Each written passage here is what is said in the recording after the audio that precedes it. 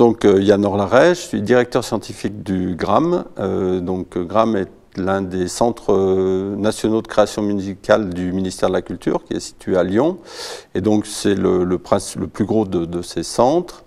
Et donc on a des activités bien sûr de création artistique, avec des accueils de compositeurs et d'artistes en résidence à qui on offre des moyens de travailler, et notamment des RIM, des réalisateurs en informatique musicale, pour qu'ils puissent élaborer le projet, la technologie de l'œuvre qu'ils vont mettre au point. Des activités de diffusion, notamment la Biennale Musique en scène, qui est un important festival dans le champ de la musique contemporaine, mais très ouvert sur la danse, sur le théâtre musical, sur les arts visuels aussi. Parallèlement à ça, il y a toute une activité de recherche en informatique musicale et d'une manière générale sur toutes les technologies numériques qui sont aujourd'hui complètement sous-jacentes à la création musicale contemporaine. Le lien entre les secteurs création et recherche, c'est les RIM qui les font, les réalisateurs en informatique musicale. C'est eux qui sont la passerelle entre l'aspect scientifique de notre activité et l'aspect purement artistique. Et c'est eux qui travaillent donc en liaison étroite avec les compositeurs ou les artistes qui sont en résidence. Alors les disciplines, en gros j'enseigne deux disciplines, d'une part du traitement du signal et d'autre part le langage Faust. En réalité, comme j'enseigne le traitement du signal en utilisant le langage Faust, les deux choses sont un peu confondues, mais bon, il y a un cours où on met plus l'axe sur le langage de programmation, sa structure, la façon de programmer, etc.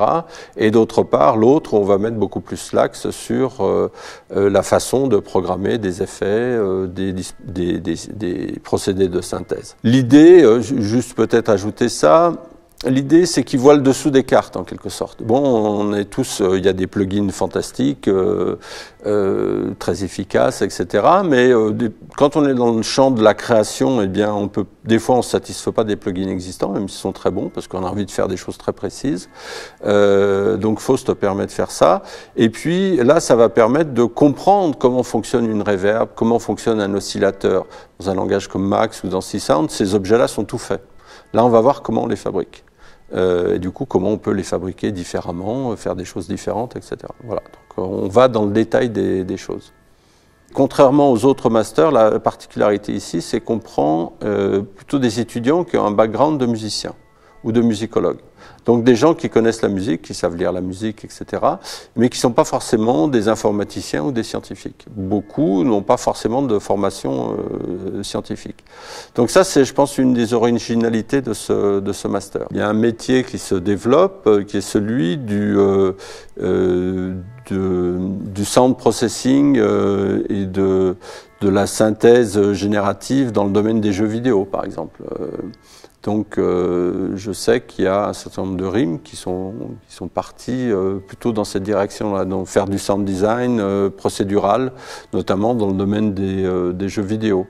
Après, je crois que là, ils ont une formation, encore une fois, qui est assez large. Donc, ils voient beaucoup de technologies, beaucoup de principes. Et ils peuvent, par exemple, travailler, j'imagine, dans les musées, travailler dans les compagnies de théâtre.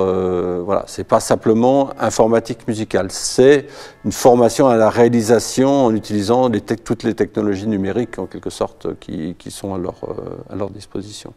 Ce qui se développe de plus en plus, c'est l'audio dans le web, par exemple. Donc ça, c'est un peu des nouvelles possibilités.